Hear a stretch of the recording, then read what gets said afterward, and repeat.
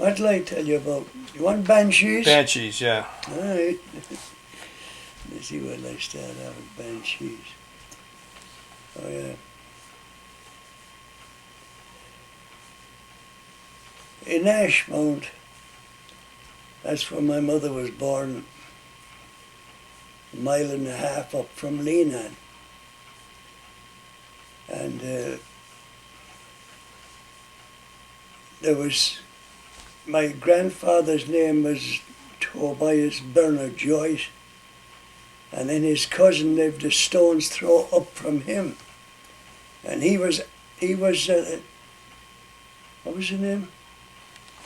Thomas Waters' father. Oh, Arthur. Huh? Arthur.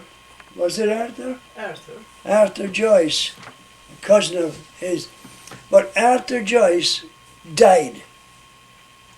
And my grandfather was up and down at the wake, and he had to go down to the house then and take care of milking cows and things. And when he was going back up, didn't he hear this just going up above his own house, where at the end of his house, didn't this crying start? And he thought it was 3 girls that were visiting in the house above that were trying to scare him. So he decided he'd scare them. So he followed the sound anyways, and then went back towards the river where they used to pick up the water for the house. And then it went up the rushes, the field we used to call it the rushes. And he kept going and the sound kept ahead of him. And he kept going, still thinking it was the girls that were in it. So, anyways, there's at the top of the rushes then, there's a fence, it's 5 feet high. It keeps the sheep out, sheep in or whatever where they are. But it divides the land from the mountain. So when this thing, and the girls, as he thought, got to the fence, they just walked through, the same as if there was no fence there. And they kept on going up the mountain. So then he stopped and he said that there was no way he might be following the Banshee. So he says, goodbye to you, and he turned back down to the house. And 'twas the Banshee he was after. Well then, because the Banshee, there's certain families, the Banshee cries when they die. And the Joyces is one of those families. They don't cry after me at all. But my mother's side of the house, they cry after her, because she'd be Joyce. But anyways, my Uncle Dick had a son named Gil Joyce. He was only a little baby, and he got sick. And he was the first of the family, as a matter of fact. There were 2 boys and 2 girls came later. But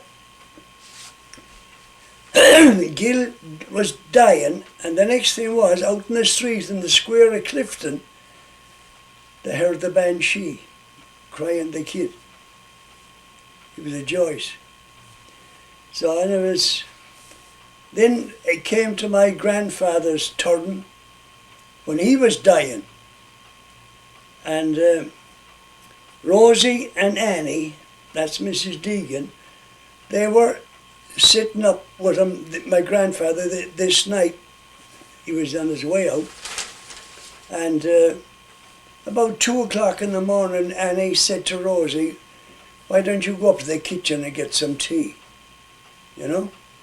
So she said, okay. So she went up to the kitchen, and she's getting the tea ready, put the kettle down, getting the tea ready. And the next thing was, she heard the Banshee outside the house. And she made a fly from the kitchen, down through the parlour and into the bedroom. And when she got into the bedroom, here's Annie inside the man that's dying in the bed. She had jumped inside him for him to protect her from the Banshee. So anyways, he says, don't be afraid. He said, she's just coming for me. He said, that was it. He died that night. But there's a lot of stories about the Banshee. Man.